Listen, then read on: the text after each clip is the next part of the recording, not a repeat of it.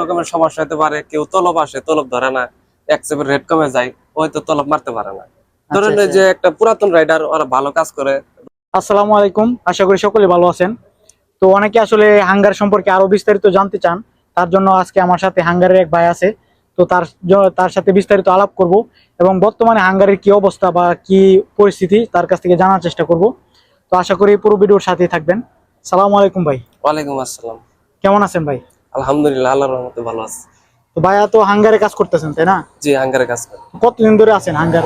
আমি তো প্রায় 1 বছর ধরে হাঙ্গারে কাজ করি। 1 বছর ধরে আছেন হাঙ্গারে না? ইনশাআল্লাহ। তো দেশ থেকে কি ফুড ডেলিভারিতে আইছিলেন নাকি অন্য কোনো কাজে আসছিলেন? আমি দেশ থেকে ফুড ডেলিভারি কাজে আসছি, এখানে এসে ফুড ডেলিভারি কাজ পাইছি।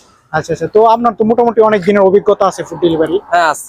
তো বর্তমানে ইদানিং কি অবস্থা ফুড ডেলিভারিতে? বর্তমানে আমি যখন আসছি তখন মোটামুটি কাজকর্ম ভালোই ছিল। আচ্ছা। আস্তে আস্তে এখন আপনার রাইডার বেড়ে গেছে, হ্যাঁ। এখন একটু আগের চাইতে একটু কাজকর্ম একটু কম। আচ্ছা, আমি মোটামুটি যত জনের কাছে হাঙ্গার বা ফুড ডেলিভারি সম্পর্কে কথা বলি, সবাই বলে এই জিনিসটা খারাপ খারাপ, এই কাজটা খারাপ। তো আপনি কি বলবেন আসলে?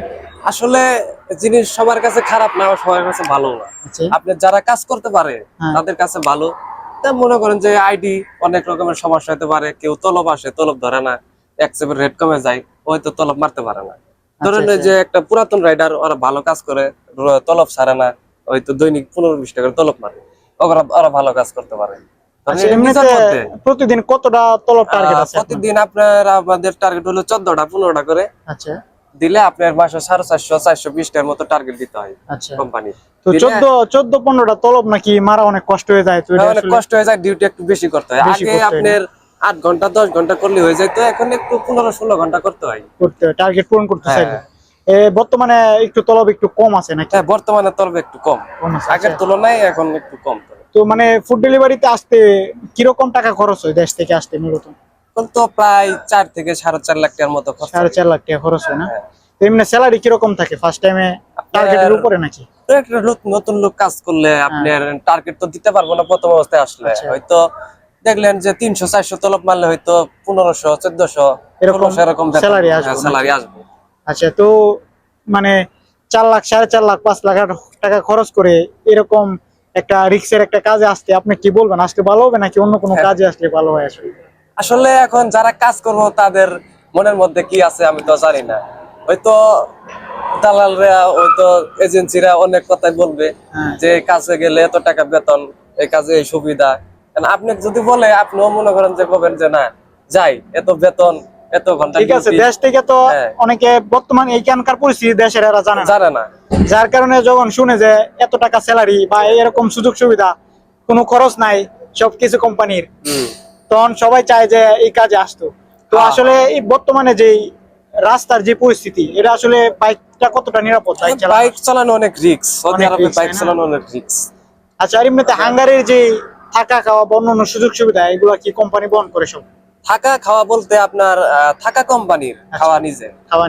এমনিতে বাইক বা অন্যান্য যাবতীয় খরচ কোম্পানি, সব কোম্পানি বহন করে না? কোম্পানি বহন করে। আচ্ছা, তো আপনাদের কোম্পানিতে কিরকম স্যালারি আসে যদি কেউ টার্গেট পূরণ করতে পারে?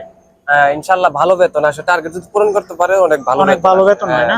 2200, 2000, 2300, 2500, কেউ 3000, 3500, 4000 পর্যন্ত এরকম ইনকাম করতে পারে। মাশাআল্লাহ মাশাআল্লাহ। তো এমনিতে ফুড ডেলিভারিতে আসলে গরমের আর শীতকালে কিরকম কি কষ্ট বেশি বা পার্থক্যটা কি আসলে? গরমের মধ্যে একটু কাজ করতে কষ্ট হয়, শীতের মধ্যে মনে করেন যে জানেন একটু কাজটা একটু সহজ হয়, আর গরমকালে একটু কষ্ট হয় না? কষ্ট হয়, অনেক তাপ।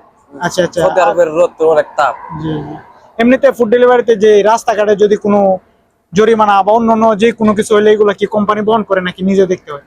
আসলে জরিমানা বলতে যে আপনার যে রাস্তাঘাট দিয়ে চলি, ভুল ভ্রান্তি তো সব আমাদেরই হয়। অনেক সময় দেন যে এই স্পিড ক্যামেরা আছে, আমি গাড়ি 80 থেকে যদি 100 টেনে যাই, তাহলে আমার স্পিড ক্যামেরা মারি দেবো, এটা আমার ভুল, তো কোম্পানি দেখবে না।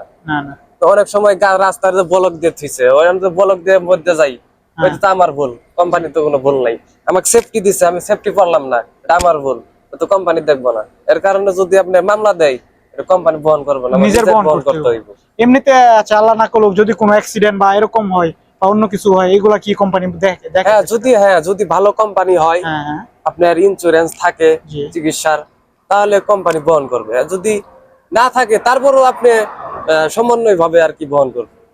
আচ্ছা, তো আপনি আসলে নতুনদেরকে কি বলবেন যারা নতুন আসতে চায় ফুড ডেলিভারিতে? তো এইসব কাজে আসলে ভালো হবে নাকি অন্য কোনো কাজে আসলে আসলে ভালো? আসলে এখন আগের মতো এই কাজের কোনো নাই, মানে ইনকাম নাই বলতে চলে। আর তলবও কম, রাইডার অতিরিক্ত বেড়ে গেছে। আপনার না আসাটাই আমার কাছে ভালো।